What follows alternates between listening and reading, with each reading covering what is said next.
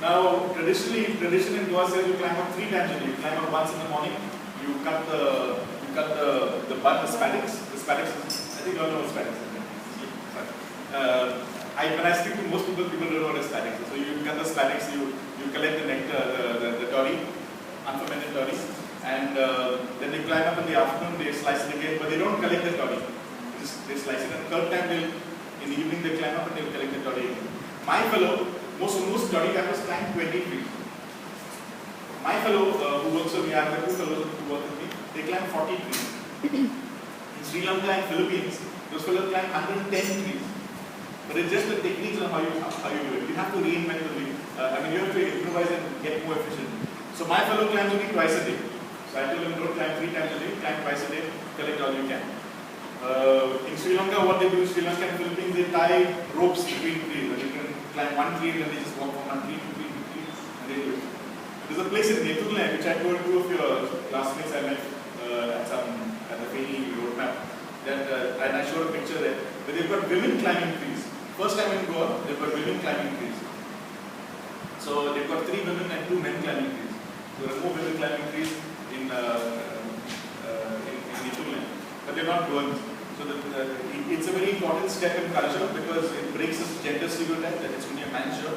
Secondly, it breaks the stereotype that only a caste can do it. It can be anybody can do it, and then it becomes a viable income for everyone. So what they do is they collect the toddy, they keep it for fermenting. Again, keep it fermenting, and then they distill it again. Very similar process, and then we bottle. Now, the question that comes, which I actually discussed with quite a few people, was one of the differences in alcohol. This is the difference between Feni and any other kind of alcohol in the world. One of the differences is that we don't add yeast. We don't add any nutrient to help grow, help hasten the process. There's no reactants, there's nothing added. It's just natural. So the yeast cultures are different. So you have a yeast culture, South Goa, North Goa, in this part it would be different. We have different. That's number one. The second thing is, when we distill Feni, we distill directly to 42.8%, to 45%. Now most alcohols, I'll tell you the difference. If you take a whiskey for example, they ferment the barley, and then they distill it. But they distill directly to about 80 to 90%. They take out only ethanol. The heads they're throwing out, the tails they're throwing out. You collect only pure ethanol. Pure ethanol is directly only at 90%. At very controlled temperature, very controlled pressures, and they're getting exactly what they want. So they're putting A, X, Y, Z here, and getting out B out. That's all they want. In Feni, they have no temperature control, just the good. There's no gauge telling anything at 80 degrees or 50 degrees, nobody's doing that, just putting good inside. And they're watching power observation. They're removing, and alcohol is flowing out. The first alcohol that comes out is quite strong. Then it becomes a little lighter, then it becomes very light.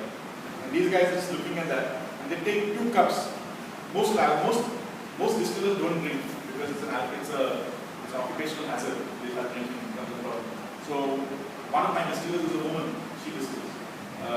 So they take 2 cups, and they'll be pouring Feni from one cup to the other, and they see the bubbles, and they tell you this is about 45% and this is 60-50%. And I said that is again magic. How do you know what is 45? I'm here with my size hygrometer checking the strength of the alcohol and checking my charts, the temperature, and doing the corresponding calculation. And here this one is just, and they're quite accurate actually. That's why I call it magic. I don't understand how they will do that.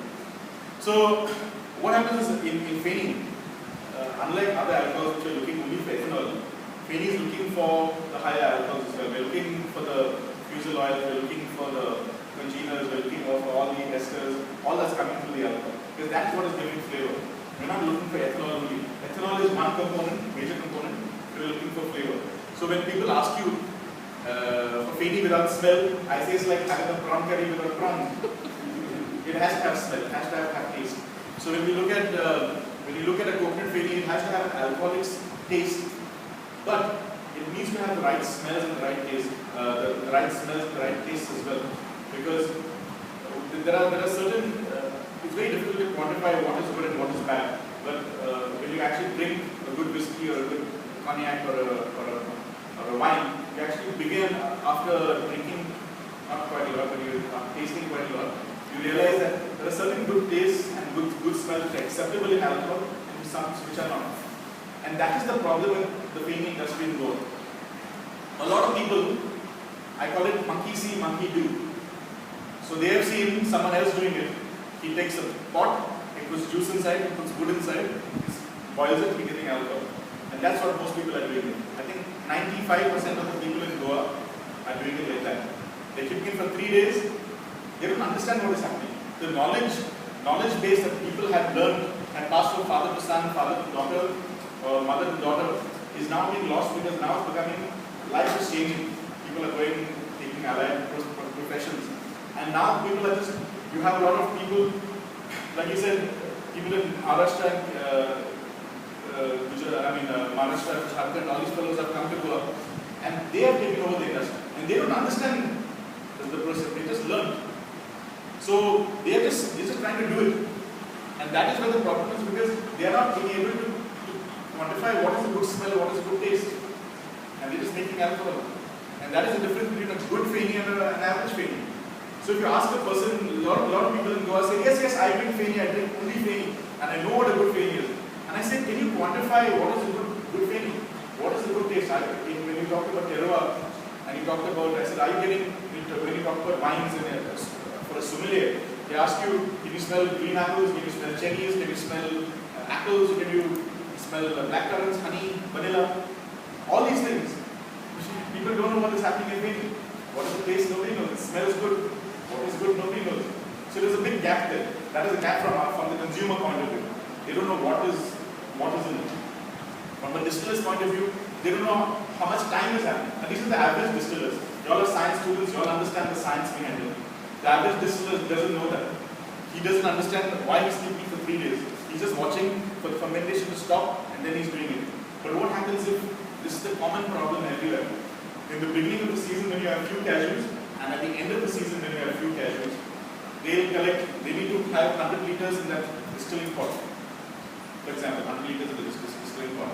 If they have 100 liters in the distilling pot and you're getting few cashews, and you're getting only say 5 liters, and after they're getting 10 liters, so they'll collect over 8 days. By then that juice is already turned sour and vinegar, and they're mixing it all together and distilling. That is wrong. That's why you're getting bad taste, bad smell. Then even the processes, the fruit is rotting inside the fruit pulp rises up, fungus is formed from it. That's giving a bad taste. According to me, it gives a bad taste to the alcohol. So we have to improve our processes. So there are a lot of small things which they have not understood the science behind it. And as science students, I think we have the responsibility to actually step in, to improvise, not change. Because this is culture. Culture isn't decided by you or me. It's actually decided, it's handed down. So we actually have to have the onus to say how can we improvise on the whole process. And then what happens is also, for example, one of the biggest challenges in the cashew industry right now is scientists at agricultural departments have been propagating cashews. They've been propagating the Bengurla variety. And when I go to the farms and I don't check my farms, I check a lot of other farms as well. A lot of people complain and lament that the new varieties, because it takes 5 or 6 years to start giving you a good crop of cashews. They realize that those cashews are very slim and slender. I've got pictures I'll show you. They're very slim and slender. Now from a Goan point of view,